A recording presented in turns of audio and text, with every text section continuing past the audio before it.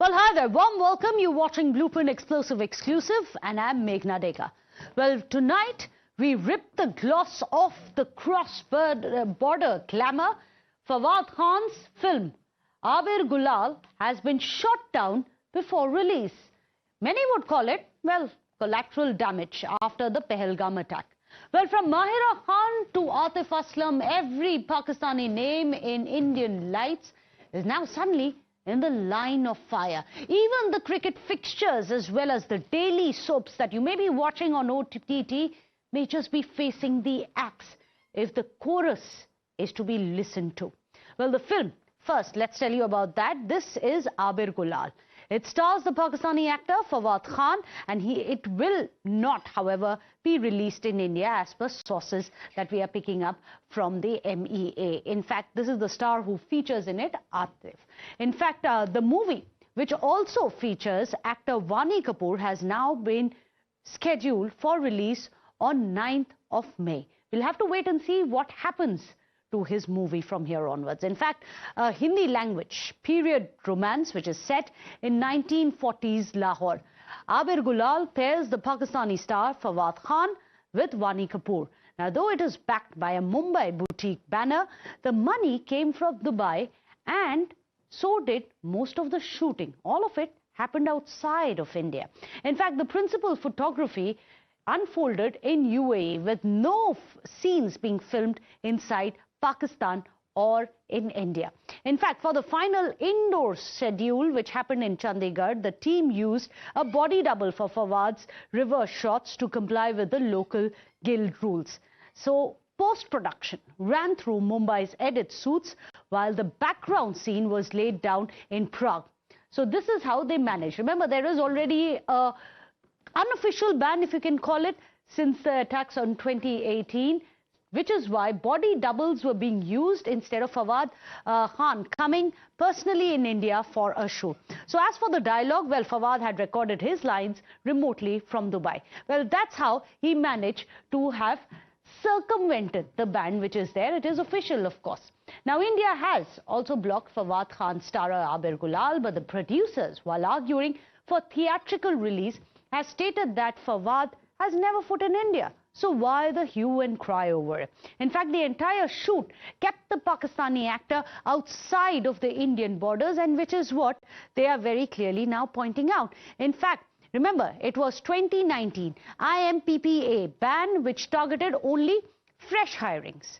They had argued that the rule was meant to stop new hiring of actors from the other side of the borders. In fact, that the contract was already signed offshore and paperwork was completed in Dubai, is what this film has now said. So far from being anti-national, they claim it's actually a patriotic film period drama. Well, the ban is justified after the deadly terror attack, as per many people. In fact, you have actor Fawad Khan, remember, he was quick to take to social media. He had posted about the Pahalgam massacre immediately, but he, many said, was offering only solace and not condemnation of terror. In fact, we have his tweet here on our screens. He said he is deeply saddened by the heinous Pahalgam attack which was carried out, adding that thoughts and prayers are with the victims and that he is praying for strength and healing for their families. However, what is very interesting in all of this, as you will notice, is that Fawad Khan did not make any direct condemnation of either terror attacks or Pakistan, which has been sponsoring terror in India and against India. And that has been their long-stated state policy as well. But let's rewind for a moment. Why did India's film industry decide to bar Pakistani actors in the first place? And it's important for us to remind you what happened. It was in February 2019, days after the Pulwama attack, when Bollywood's producer's body, which is the IMPPA, it had in fact passed a self-imposed trade embargo on Pakistani talent. Well, it isn't a government ban. It's important to understand that this ban was by the IMPPA, but it was not a government ban. It isn't a government ban, but within the industry, it is rather ironclad, is what we are believed to understand. In fact, there are no Pakistani actor, singer or technician or any Indian film, TV or OTT project is to be made featuring Pakistani members. In fact, the resolution still stands untouched, binding every IMPPA member, producer, and also keeping cross-border collaborations effectively frozen to this day. So let's sum it up. Since 2019, not a single film shoot has been done by Pakistani actors, and OTT platforms have steered clear of cross-border castings. Labels still drip feed of the recordings, but there are no fresh tracks which feature Pakistani voices. Special visas are also mandatory. In fact, for Pakistani artists to travel all the way across to India, most of these applications, however, have been getting rejected, leaving stages in India empty of Pakistani performers as well. Co-production treaties are on ice, and every India-Pakistan film project remains stuck at the script level itself. In fact, in short, 4 sectors, which are acting, music, concerts and co-productions, all of them are locked down, and the freeze shows no sign of thawing. In fact, now we are going to also tell you, while we are talking about the censure, the likely censure on Pakistani artists and any cultural ties with Pakistan, you also have the all-party meeting which is happening even as we speak at the national capital. The national capital, you can see it has the Prime Minister himself, it has Union Minister Rajnath Singh, you have other Union Minister, you have the Raksha Mantri, you have the big fours here, Nirmala Sitharaman, you have Kiran Rijiju, you have Dr. S. Jaishankar, and on the other side you have opposition leaders as well. We got a glimpse of Mallikarjun Kharge as well. This is the all-party meeting which has been called by the government to ensure, and that has been a call which is coming in from the opposition leaders, to ensure that the opposition leaders are being briefed about it. As you can see, this meeting has just begun. You have Rahul Gandhi right here, you have Mallikarjun Kharge, along with several others. Let me go across to Shreya, who's joining us with more details. She's joining us live from Srinagar. Shreya, we have, of course, the all-party meeting, which is about to begin any minute now. We have these live visuals which are coming in. A lot of expectations are there from it because things need to be brought under control. You're right there in Jammu and Kashmir. It's interesting to see there has been a lot of anger and outrage amongst the locals as well against the terror attack. This is the time to unite, and hopefully this meeting, this all-party meeting, is going to do just that. Unite not just every Indian, but especially political parties across ideological divides as well, uniting for India. That's right, Meghna, as you rightly said, while politics, diplomacy and military are all doing their work to ensure a befitting response to Pakistan at this moment, I am right now at Lal Chowk in Srinagar, the iconic Lal Chowk. As you can see, the national tricolour flying high as it always has here. And with me, Meghna, I have a few tourists with me who still continue to be in Jammu and Kashmir despite that dastardly, horrific attack by the terrorists who had aimed to scare the tourists, and they are saying that we will stay here. A while back, Meghna, you were talking about how Fawad Khan's movies and Pakistani actors' work will not be allowed anymore here in India. Let me quickly take a few opinions, talk to these people about what they think. What do you think? आपको क्या लगता है कि अब जो ये India Pakistan के बीच में इंडिया ने एक इतना बिफिटिंग रिस्पांस दिया है after terror attack, Bollywood, cricket matches, ये सब दोनों कंट्रीज के बीच में होने चाहिए कि नहीं? ये तो मैं नहीं बता सकता, लेकिन जो भी एक्शन लिया है वो सोच समझ के ही लिया होगा गवर्नमेंट ने। जी, और अभी तो हमारे सिक्योरिटी फोर्सेस भी बहुत रिस्पॉन्ड कर रहे हैं और डिप्लोमेसी की तरफ से भी हमने काफ़ी एक्शन लिया है। तो आपको लगता है अभी टूरिस्ट अभी कम आएंगे, ज़्यादा आएंगे, क्योंकि जम्मू कश्मीर की जो इकोनॉमी है वो टूरिज्म पे निर्भर है। आप देख सकते हैं यहाँ पे कितने लोग हैं। आज भी यहाँ पे काफ़ी लोग आए, जैसे हमारा ड्राइवर बोल रहा था, और मुझे नहीं लगता कि इस कायराना हमले के बाद भी यहाँ पे लोग आने बंद हो जाएंगे। मैं खुद भी यहाँ पे वापस आना चाहूँगा। So, know, these of course are Kashmiri locals who are around me, as well as tourists, as you can see, who are going on saying that we will be here. And that is, Meghna, the kind of resilience and the Indian spirit that we have seen since yesterday. Yes, there are concerns about security and safety, and India has been taking very crucial steps as far as this entire terror attack is concerned, with the sinister plot, of course, being made at Pakistan. But for now, yes, you know, things remain much more stable than they were yesterday here at Lal Chowk. I'll request my video journalist to also show you around. Yesterday, we were showing our viewers all through the day that Lal Chowk and Kashmir was observing a Bandh amid heavy security deployment. But look at the visuals around you. These are visuals at Lal Chowk, a hustling, bustling Lal Chowk. Shops are open, tourists are coming, locals are able to earn their daily money. And that is what is important, Meghna, in this entire scenario that India and Pakistan are witnessing. Well, it's heartwarming to see the visuals behind you, to hear these voices behind you coming in. Yes, there has been anger, but there are also grit and determination. Good to hear that many of them are saying they may silence us, they may try and come in and butcher us, but they can't break our spirit. That's the spirit of India that we can see behind you, Shreya, which is why we are also hoping that the resilience of the people that they have shown is something that can be shown right now as well, when it comes to the political parties also taking a leaf out of the book of the from the people of Kashmir, the kind of resilience that they have shown. Meanwhile, getting back to what we were discussing about, of course, there has been a lot of talk about whether or not Pakistani actors, singers, artists should be banned in India completely. Should their films be blocked in India? Should their releases not happen? Well, here are some big questions that we want you, the viewers, to ask. The first question is, why do Indian OTT platforms are showing Pakistani dailies? Many have asked. Why is it that Pakistani artists should be allowed in Bollywood? Should they or should they not be allowed in Bollywood? Why play cricket against Pakistan?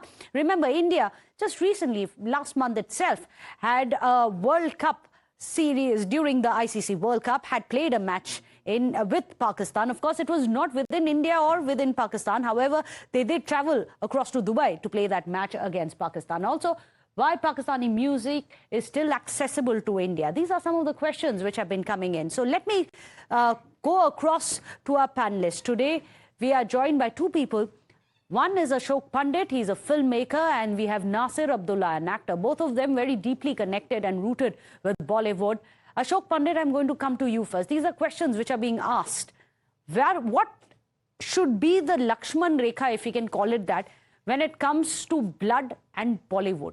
The two of them definitely don't meet, but should one suffer because of the other? Ashok Pandit. Good evening, Meghna. At the outset, actually, our minds are not working from the last 3 days. I was in Kashmir myself, and the way things have turned, I think it's very difficult for not only me, all of us to come out of this shock, the way massacre happened in Pahalgam, that's Kashmir. What I would like to say is that it's high time that our industry and our people become sensitive towards the nation, towards the country, and not think that they are something different than those people who were killed in the valley every now and then. It's not the first attack.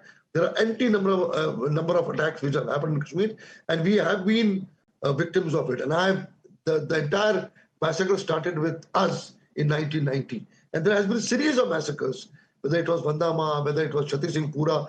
And one thing was very sure, that the people who were killed because they were Hindus. So let's accept that. Now, coming to our industry, whenever such things happen, though they react and they condemn on Twitter, it's very important for us to, not only our industry, the world of sports, in the world of performing arts, any industry for that matter, one has to come to a decision that it should not be a knee-jerk reaction only when such things happen. Okay. The country which is killing you left, right, and center has to be taught a lesson.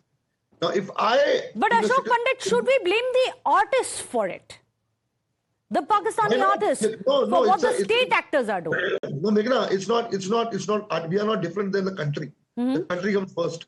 If a country is misbehaving with us means India. If massacre has happened yesterday, it's a massacre which has happened against the country. It is a war which is waged against the country of us. It's not against individuals.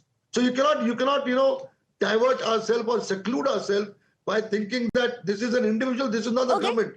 That's an interesting point. Let me take that exact point. That's a very hard-hitting point that you have made. Nasir Abdullah, how do you react to it? Ashok Pandit has made a very clear point that you cannot separate the attack which has happened from the rest of... Okay, Ashok Pandit, finish your point. Sorry, Nasir, 1 sec. See, it is not IMPA, it is actually IMPA also, but Federation of Western India Cine Employees, who passed an order in 2019 after Pulwama attack. And we have been requesting our people folded hands that for a moment identify with the pain of people by boycotting them, by telling them that we cannot be with you and do romantic scenes with you when your people, when your government, when your system is killing us. It's not possible. And artists are not gods, The kind of statement which comes always, artists are beyond borders, artists are this, artists are human beings. So this wrong information which we have, that we are gods and we don't believe in this is absolutely a farce and it's humbug. And that's very interesting. Taking off from what Ashok Pandit has said, Nasir Hussain, on our screens we have exactly what Fawad Khan has said. He has come out, consoled the families who have lost their loved ones in this attack, but no word of condemnation against terror. Can we really separate an artist, a passport holder of a certain country from the acts of the state? Okay, I agree with Ashok ji on the issue about that, because you've got to be strict, you've got to be firm, you've got to take action, otherwise where do you go? So I agree with him to a great extent about the banning of these guys, etc. I was the beneficiary of a ban imposed of the Pakistani actors in 1991 when Hema Mani was making a film with Shah Rukh Khan in his introductory role in the film. Mohsin Khan, the cricketer, he wanted to be an actor in India, and he had married Barkha, whatever her name was, and other actors, very, very, very famous. But unfortunately, the Shiv Sena at that time, they had put their foot down. We don't want any of the Pakistani actors to work in our films in Bombay. So he got thrown out. And thanks to him being thrown out, I got the part.